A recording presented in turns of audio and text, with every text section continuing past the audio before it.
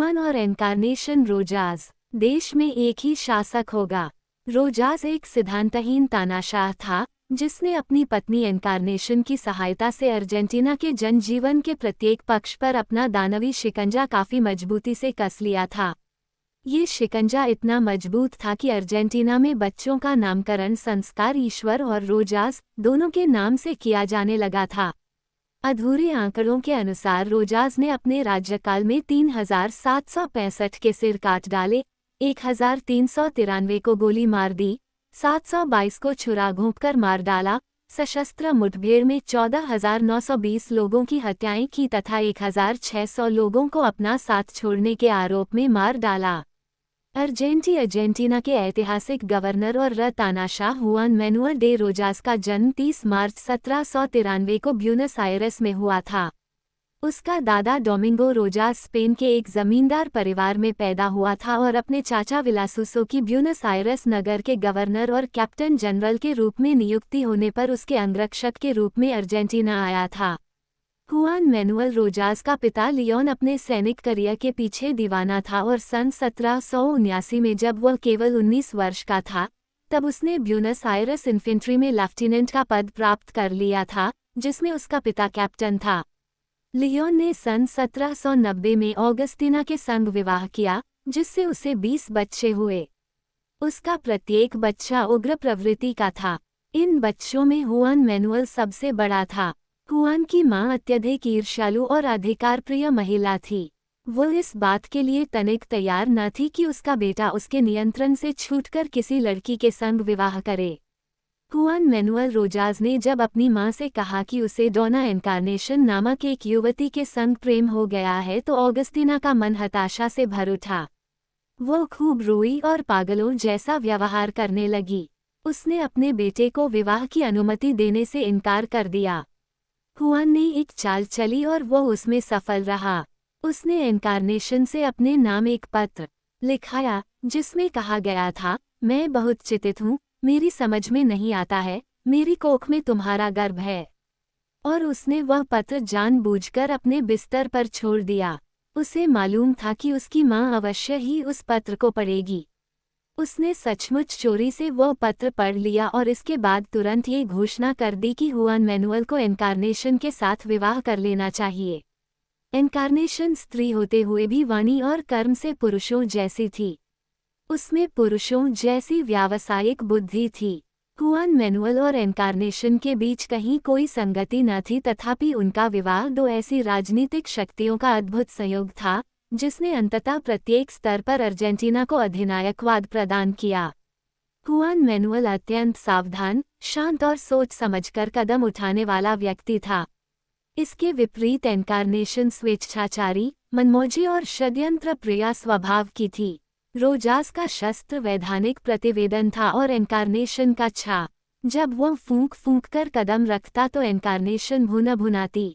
इस सब के बावजूद भी उसने अपने पति को अपना भरपूर समर्थन और प्रेम प्रदान किया। रोजास के स्वभाव में एक आतंकवादी और बर्बरतापूर्ण तत्व निहित था, जिसे एनकार्नेशन ने तीव्रता, हिंसा, शक्ति और प्रखरता प्रदान की।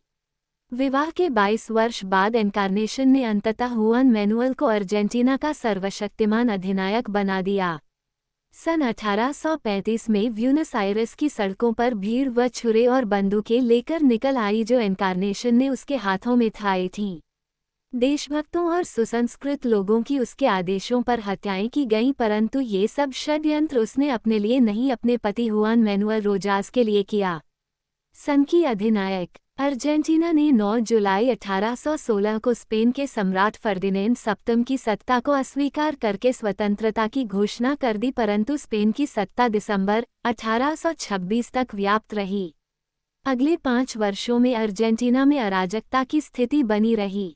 राष्ट्रवादी राष्ट्रपति रिवादेविया ने जुलाई 1827 में त्यागपत्र दे दिया और उसके बाद दोरेगो को ब्यूनस आयरेस प्रांत का गवर्नर तथा कैप्टन जनरल नियुक्त करके उसे समूचे देश पर शासन करने की सत्ता प्रदान कर दी गई। दोरेगो की अर्जेंटीना के सेनापति लावाल ने सन 1828 में हत्या कर दी। अंततः सन 1829 में संघवादी शक्तियां राष्ट्रवादी शक्तियों को पराजित करने में सफल हो गईं और हुआन मैनुअल रोजास को सर्वसम्मति से ब्यूनस आयरेस का गवर्नर और कैप्टन चुन लिया गया। उसका कार्यकाल 4 वर्ष निश्चित किया गया। इस अवधि में रोजास ने अर्जेंटीना पर अपनी पकड़ को सुदृढ़ बनाने के लिए समस्त कल्पनीय तथा अकल्पनीय तरीके आजमाए। एनकार्नेशन के मजोरकास हुआन मैनुअल रोजास अपनी शक्ति को राजनीतिक स्तर पर मजबूत बनाने की कोशिश कर रहा था और एनकार्नेशन राजनीतिक हत्यारों के दल का गठन कर रही थी। हत्यारों के इस संगठन का नाम रखा गया था मजोरकास अर्थात मजदूर वर्ग। एनकार्नेशन ने मजोरका हत्यारों को बंदूकें, छुरे और धन प्रदान किया। रोजास और एनकार्नेशन अर्जेंटीना के सबसे धनी जमींदार और पशु एवं कृषि फॉर्मों के मालिक थे। उन्होंने अपने देश के गरीब और पतित लोगों का समर्थन प्राप्त करने की चेष्टा आरंभ की। वे जानते थे कि हत्यारे उन्हीं के बीच से भर्ती किए जा सकते थे और उन्हीं में से वो भीड़ जुटाई जा सकती थी जिसके द्वारा लोकतंत्र का नाटक खेला जाना था। रोजास के समर्थक संघवादियों ने अपने लिए लाल रंग चुना। एनकार्नेशन का घर एक प्रकार से मजोरको अर्धसैनिक बलों का प्रधान कार्यालय बन गया था, जहां हर समय स्वयंसेवक, गरीब महिलाएं, राजनीतिज्ञ तथा अन्य लोग भरे रहते थे। मजोरकास अधिकांशतः गरीब और अपराधी वर्गों के लोग थे। वे अपने शत्रुओं को उन छुरों की मदद से ठिकाने लगाने में बहुत कुशल थे जो उन्हें एनकार्नेशन ने दिए थे। वे विरोधियों को खामोश करने के लिए हत्या को ही प्रमुख उपाय मानते थे। उनके लिए दर्शन का प्रतिपादन रोजास ने किया था। देश में एक ही शासक होगा, एक ही कानून होगा और एक ही आदेश होगा। रोजास के विरोधी उस पर यह आरोप लगाते चले आ रहे थे कि दोरेगो की हत्या उसके कहने पर ही हुई है। वो इस आरोप को सहन नहीं कर पाया और सन 1833 में जिस समय उसके दोबारा चुने जाने की पूरी संभावना थी, उस समय उसके मन में एक ऐसी सनक आई कि वह घोड़े पर सवार होकर और अपनी सैनिक टुकड़ी साथ लेकर राड इंडियन सरदारों पर विजय प्राप्त करने के लिए रेगिस्तान के अभियान पर निकल गया। वास्तव में उसे यह पसंद न था कि उसकी सत्ता पर एक निर्वाचित विधानसभा का नियंत्रण बना रहे। वह निरंकुश सत्ता प्राप्त करने और उससे भी कहीं अधिक देवताओं की तरह पूजित होने के लिए लालायित था। रोजास तो रेगिस्तान अभियान पर निकल गया, परंतु एनकार्नेशन ब्यूनस आयरेस में ही रही। जनता रोजास की वापसी की मांग कर रही थी, परंतु रोजास ने चुनाव लड़ा ही नहीं और बेलकास को नया गवर्नर चुन लिया गया।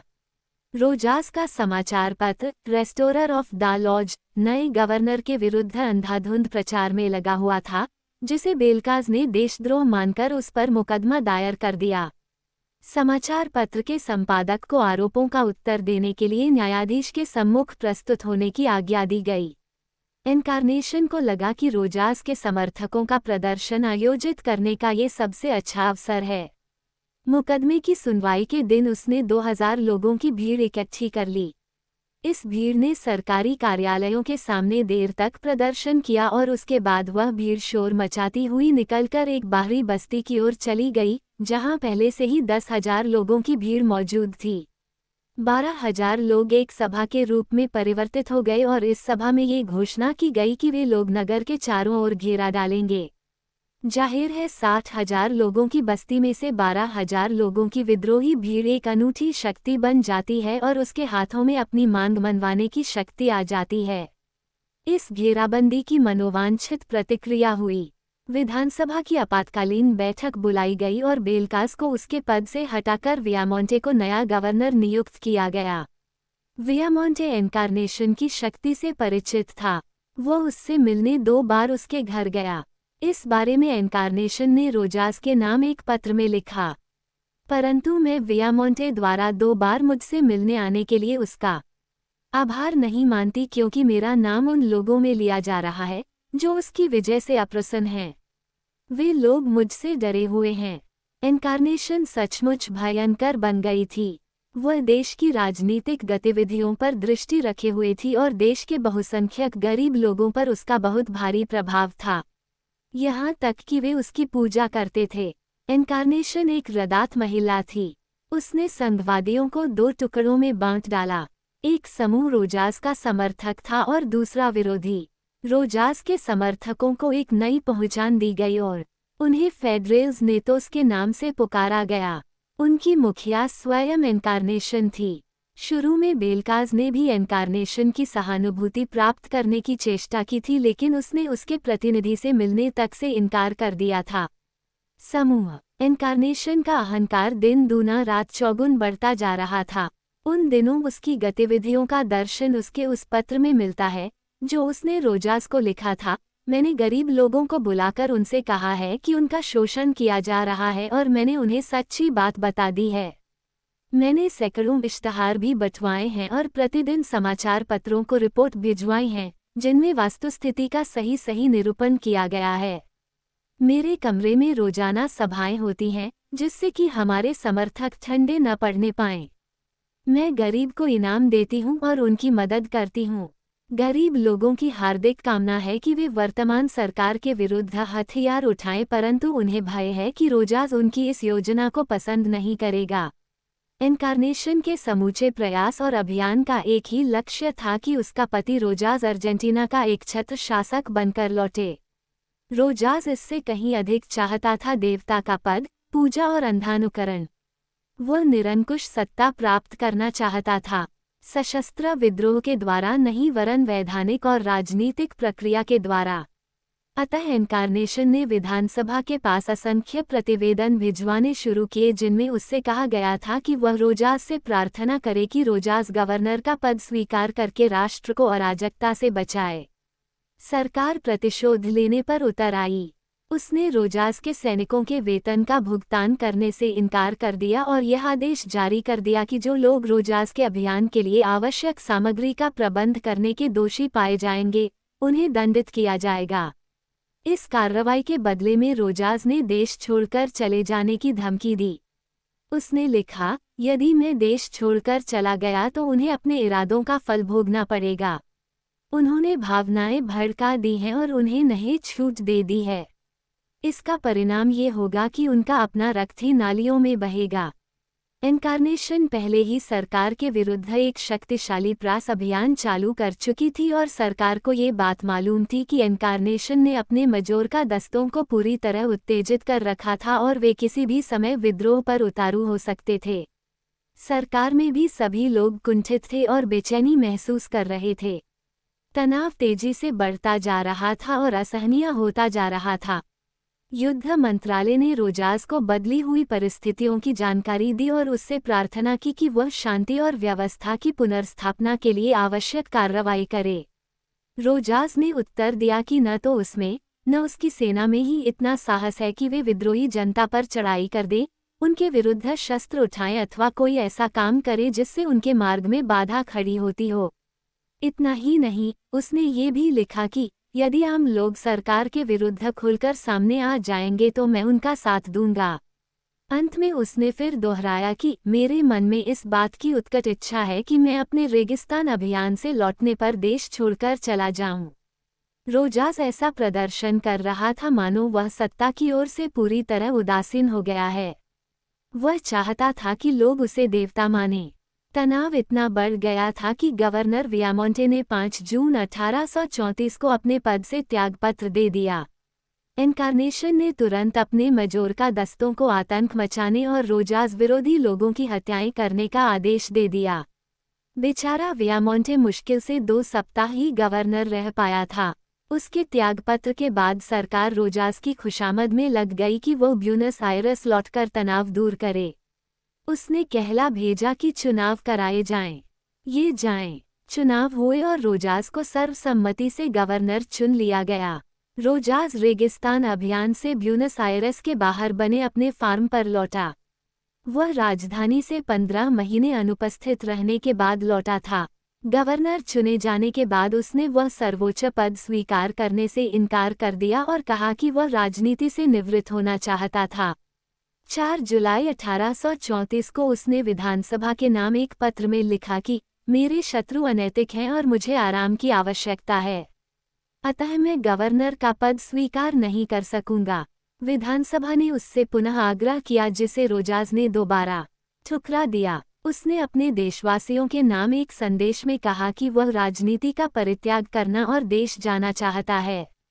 रोजास ने जब तीसरी बार भी विधानसभा का आग्रह ठुकरा दिया तब विधानसभा ने एक प्रस्ताव द्वारा उसकी भर्त्सना की कि वह नागरिकों की सर्वसम्मत इच्छा का अनादर कर रहा है। 24 जुलाई को उसने ये घोषणा की कि देश में जिस प्रकार की अराजकता फैली हुई है वो उसका सामना नहीं कर सकता, अतः उस पर इस बात की तनिक जिम्मेदारी नहीं है कि वो गवर्नर पद के दायित्व को अपने कंधों पर उठाए। उसकी इस चौथी अस्वीकृति को स्वीकार कर लिया गया और सदन ने एक के बाद एक उसके 4 उत्तराधिकारी नियुक्त किए, परंतु इनमें से किसी ने भी वह पद स्वीकार नहीं किया। हताश होकर सदन ने ये निश्चय किया कि अक्टूबर के महीने में सदन का अध्यक्ष गवर्नर का पद संभालेगा। रोजास सत्ता के प्रति उदासीनता का नाटक रच रहा था और इनकार्नेशन एक अनूठे प्रकार के जन विद्रोह को उभार रही थी जिसका अर्जेंटीना के इतिहास में कोई उदाहरण न था। जनता की भावनाएं बहुत बुरी तरह भड़क उठीं। वो केवल रोजास को गवर्नर के रूप में देखना चाहती थी। उनकी दृष्टि में रोजास के सिवाय दूसरा कोई भी व्यक्ति अर्जेंटीना में शांति और सुव्यवस्था स्थापित नहीं कर सकता था। विधानसभा ने एक अन्य प्रस्ताव पारित किया जिसके द्वारा रोजास को 5 वर्ष के लिए निरंकुश सत्ता प्रदान करने की बात कही गई थी। प्रस्ताव में ये भी कहा गया था कि वो विधानसभा की मदद के बिना अकेला ही शासन चला सकता है। सेना पूरी तरह उसके नियंत्रण में रहेगी तथा उसे कानून बनाने, नागरिकों के व्यक्तिगत अधिकारों और उनकी स्वतंत्रताओं को छीनने, न्याय करने तथा किसी को भी जेल में डालने, देश निकाला देने अथवा गोली मार देने का पूरा अधिकार होगा। इस प्रकार उसे एक निर्बाध एवं निरंकुश सत्ता प्रदान की गई। रोजास ने इस प्रस्ताव पर भी अपनी सहमति तुरंत नहीं दी। उसने कहा कि उसे उस पर विचार करने के लिए कुछ दिन का समय दिया जाए। गवर्नर के रूप में उसका चुनाव हुए 9 महीने बीत गए थे और अब सन 1835 का मार्च महीना आ गया था। उसने कहा कि नए चुनाव कराए जाएं। चुनाव हुए और वह निर्विरोध निर्वाचित हो गया। उसने दूसरी बार गवर्नर का पद 13 अप्रैल 1835 को संभाला। रोजास का पदग्रहण समारोह बड़ी शान शौकत से मनाया गया। रोजास के विरोधी यूनिटेरियो नेताओं और कार्यकर्ताओं को घोड़ों की तरह ऐसी बग्घी में जोता गया जिसके चारों ओर रोजास के बड़े बड़े चित्र लगाए गए थे। ब्यूनस आयर्स की पत्थर जड़ी सड़कों पर उन्हें वह बग्घी खींचने के लिए विवश किया गया। धोबिन ब्रिगेड गवर्नर के राजभवन ने अब सार्वजनिक मिलन स्थल का रूप ले लिया था और वहां हर प्रकार के लोग आने जाने लगे थे। रोजास की सरकार का एक बुनियादी पक्ष ये था कि उसमें घिनौने षड्यंत्र रचे जाने लगे थे और राजभवन भय का प्रतीक बन गया था। इनकार्नेशन राजभवन से अपनी व्यापक और विस्तृत जासूसी व्यवस्था का संचालन करने लगी थी जो रोजास की तानाशाही का एक प्रमुख आधार स्तंभ बन गई थी। इस जासूसी व्यवस्था के द्वारा उसे अपने बारे में विरोधियों की गतिविधियों के षड्यंत्रों के क्रियान्वयन से पहले ही उनकी हत्याएं करा देती अथवा उन्हें देश निकाला दिला देती। ये जासूसी व्यवस्था अर्जेंटीना के समाज के निम्नतम वर्गों के लोगों पर आधारित थी जो सीधे इनकार्नेशन को सूचनाएं देते थे। इस जासूसी व्यवस्था को धोबिन ब्रिगेड कहा जाता था। इनकार्नेशन ने जासूसी के लिए विशेषतः धोबिनों और घरेलू नौकरानियों को भर्ती कर लिया था। वे प्रायः सभी उच्च और मध्यम वर्गीय लोगों के घरों में काम करती थीं। वहां उनके कान उन घरों में होने वाली चर्चाओं पर लगे रहते थे। वे दरवाजे के पीछे से सुनती, दोपहर में विश्राम के समय सोने का बहाना करती और घर के लोगों का वार्तालाप सुनती रहती। इनकार्नेशन अपने पति के विरोधियों पर निगाह रखे हुए थी। उसने अपना जासूसी का जाल रोजास के निकटतम मित्रों, सहयोगियों और समर्थकों के घरों में भी फैला रखा था और वह बाकायदा उनकी फाइलें रखती थी। यह एक व्यापक, विस्तृत और जटिल जासूसी व्यवस्था थी। इनकार्नेशन अपने पति की एक सदस्यीय गुप्तचर एजेंसी बन गई थी। इनकार्नेशन ने आतंक और दमन का एक पूरा जाल फैला दिया था और उसे उसके खुशामदी लोग संघ की नायिका कहने लगे थे। उसके भीतर प्रतिशोध की ऐसी भूख उत्पन्न हो गई थी जो एक के बाद एक विरोधी की हत्या से भी तृप्त नहीं हो पा रही थी। वह षड्यंत्रों और राजनीति में इतनी बुरी तरह लिप्त थी कि उसमें नारी सुलभ आकर्षण तनिक न रह गया था, उस व्यक्ति के लिए भी नहीं जो उसका पति था और जिसके लिए वह दिन रात काम करती थी। इसका परिणाम ये हुआ कि रोजाज ने 2 अन्य स्त्रियों के साथ संबंध स्थापित कर लिए और जब वे गर्भवती हो गईं तो उसने उनके विवाह अपने निकटतम मित्रों के साथ करा दिए जिससे कि वे उसके बच्चों को अपना नाम और वैधानिकता प्रदान कर सकें। सन 1853 में जब रोजास देश छोड़कर भाग गया तब एल नेशनल डे मॉन्टेविडियो के संपादक जोस रिवेरा इंडार्टे ने सन 1829 से लेकर सन 1843 तक एनकार्नेशन और रोजास के गुंडों द्वारा किए गए रक्तपात की तालिकाएं प्रकाशित कीं, जिनके अनुसार उन्होंने 4 लोगों को विष दिया और 3765 के सिर काट डाले, 1393 को गोली मार दी, 722 को छुरा घोंपकर मार डाला, सशस्त्र मुठभेड़ में 14,920 लोगों की हत्याएं की तथा रोजास का साथ छोड़ने के आरोप में 1,600 लोगों को मार डाला। ये आंकड़े पूरे नहीं हैं। अनुमान ये लगाया जाता है कि रोजास और एनकार्नेशन ने इससे कहीं अधिक संख्या में लोगों को मरवा दिया था। प्रेस पर प्रतिबंध। सिद्धांतहीन तानाशाह स्वतंत्र प्रेस को सहन नहीं कर सकता था। रोजास जब पहली बार सन 1829 में गवर्नर बना था, उस समय ब्यूनस आयरेस से 31 समाचार पत्र प्रकाशित होते थे। सन 1833 में जब वह अपने पद से हटा तब केवल 12 समाचार पत्र जीवित बचे थे। सन 1835 में उसके द्वारा दोबारा गवर्नर बनने के बाद 1 वर्ष के भीतर 12 में से केवल 3 समाचार पत्र जिंदा रह पाए और सन 1838 के आते आते केवल बचा रहा, जो रोजास का अंधा समर्थन करने लगा था। सन 1852 में उसके पतन के समय तक यही स्थिति बनी रही। उसके कुछ समय बाद में ही समाचार पत्रों की संख्या 30 हो गई। रोजास ने अभिव्यक्ति की स्वतंत्रता कुचल डाली। अर्जेंटीना के कवि, लेखक और पत्रकार भागकर मॉन्टेविडियो चले गए। इनमें ऐसे लोग भी शामिल थे जिनकी ख्याति सारे संसार में फैली हुई थी, जैसे कि एस्ताबान इखिवेरिया, डोमिंगो फॉस्टिनो सर्मियंतो, हुआन बॉटिस्टा अल्वई और बातोलोमे मित्रे। सर्मियंतो को सन 1849 में एल जोंडा नामक समाचार पत्र प्रकाशित करने के लिए जेल में डाल दिया गया था। जेल से छूटने के बाद वह देश छोड़कर भाग गया था। इंडीज पहाड़ लांघते समय उसने एक वाक्य लिखा था, बर्बर लोगों, तुम विचारों की हत्या नहीं कर सकते।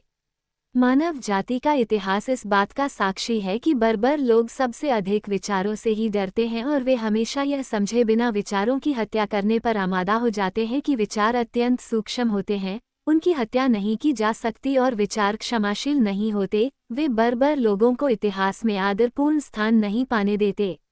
अर्जेंटीना में रोजास ने जीवन के प्रत्येक पक्ष पर नियंत्रण स्थापित करने की चेष्टा की। वह भौतिक क्षेत्रों से बढ़कर धार्मिक क्षेत्र में भी कद पड़ा। रोजास को देवता का पद दिलाया गया और बंदी चर्च को ये स्वीकार करने और प्रचार करने के लिए विवश कर दिया गया कि रोजास देवता है, रोजास परमेश्वर का दूत है।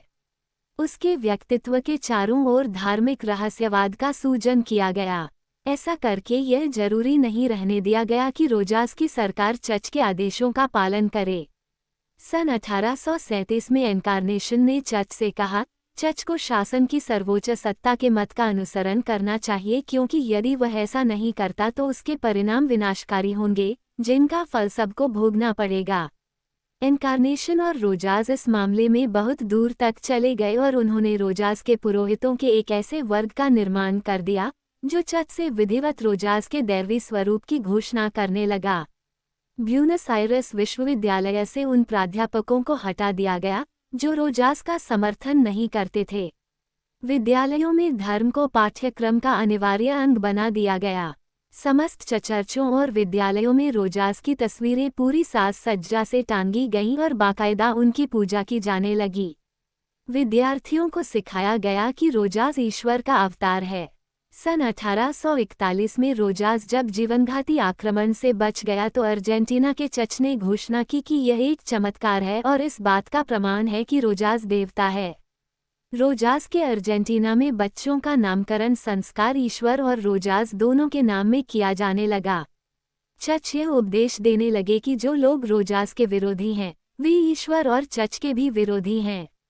ऐसे लोगों का सामाजिक बहिष्कार ही घर ही नहीं किया जाना चाहिए, वरन उनको समाप्त ही कर देना चाहिए।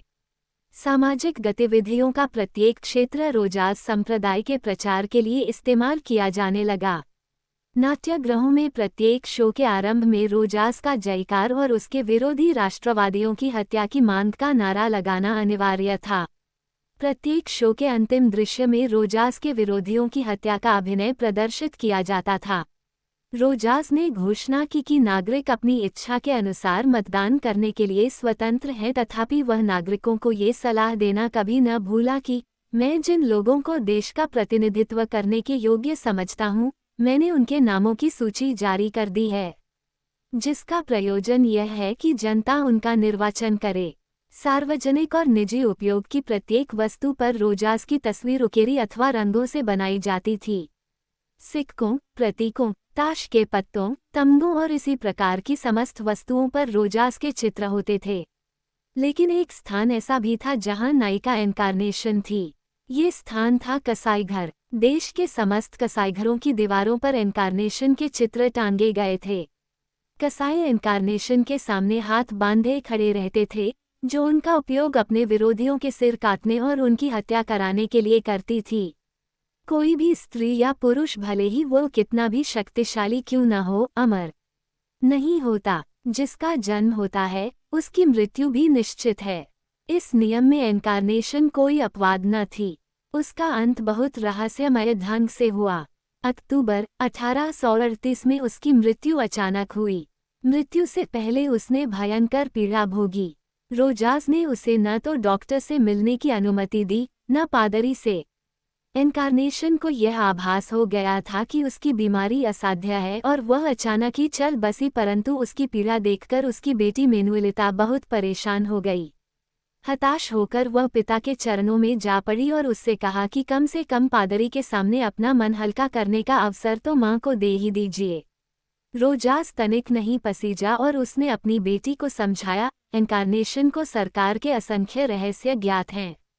वो उन्हें पादरी के सामने उगल देगी और ये पादरी इतने मूर्ख होते हैं कि इधर उधर कानाफूसी करते फिरेंगे। वह पादरी के सामने अपना मन हल्का करे या न करे, इससे कोई अंतर नहीं पड़ता। उसकी मृत्यु हो जाने पर हम पादरी को बुला लेंगे और उससे कह देंगे कि इनकारनेशन ने अपने मन की सब बातें कह दी हैं और उसके बाद सब लोग इस पर विश्वास कर लेंगे। इसके बाद इनकारनेशन की शीघ्र ही मृत्यु हो गई। उसकी लाश को तेल में रखा गया और राजकीय शोक की घोषणा कर दी गई। उसे श्रद्धांजलि दी गई, उसकी प्रशंसा के पुल बांधे गए, उसकी आत्मा की शांति के लिए गिरजाघरों में विशेष प्रार्थना सभाएं हुई और उसकी शवयात्रा राजकीय सम्मान के साथ निकाली गई। उसके ताबूत के पीछे 5000 लोग चल रहे थे, लेकिन उनमें रोजाज न था। उसने कहला दिया था कि वह इनकारनेशन की मृत्यु के कारण मानसिक रूप से बहुत विक्षिप्त हो गया है, अतः वह अंतिम संस्कार में भाग नहीं ले सकेगा। अंतिम संस्कार पर भारी राशि खर्च की गई। इनकारनेशन की मृत्यु के बाद रोजाज ने अपने एक वफादार अनुयायी की बेटी यूजेनिया कास्त्रो के साथ शारीरिक संबंध स्थापित कर लिया। अपनी मृत्यु के समय यूजेनिया के पिता ने 13 वर्ष की यूजेनिया को रोजाज के संरक्षण में छोड़ दिया था और वह सन 1837 में इनकारनेशन के जीवनकाल में ही उनके घर रहने लगी थी। सन 1839 के आरंभ में यूजेनिया जब 14 वर्ष की हुई तो उसने अपने 45 वर्षीय प्रेमी रोजाज से एक बेटी को जन्म दिया, जिसका नाम रखा गया निकानोरा। इसके बाद उसने 4 अन्य बच्चों को जन्म दिया, लेकिन रोजाज ने उनमें से किसी को भी अपनी संतान के रूप में मान्यता प्रदान नहीं की। प्रत्येक तानाशाह का पतन निश्चित है। प्रांतों के गवर्नर रोजाज के व्यवहार से खींचे हुए थे। अंततः वे संगठित हो गए और उन्होंने इंट्रे रियोस के गवर्नर उरक्विज़ा के नेतृत्व में रोजाज के साथ संघर्ष करने का निश्चय कर लिया। उरक्विज़ा ने 3 फरवरी 1852 को ब्राजील की मदद से घोर युद्ध में रोजाज को पराजित कर दिया। रोजाज ने अपने पद से त्यागपत्र दे दिया और वह अपने घोड़े पर सवार होकर अपने एक सेवक सहित ब्रिटिश राजदूत रिचर्ड गोरे के घर चला गया। उसे उसकी बेटी सहित इंग्लैंड में राजनीतिक शरण दे दी गई, जहां सन 1877 में घोर निर्धनता की अवस्था में उसका देहांत हो गया।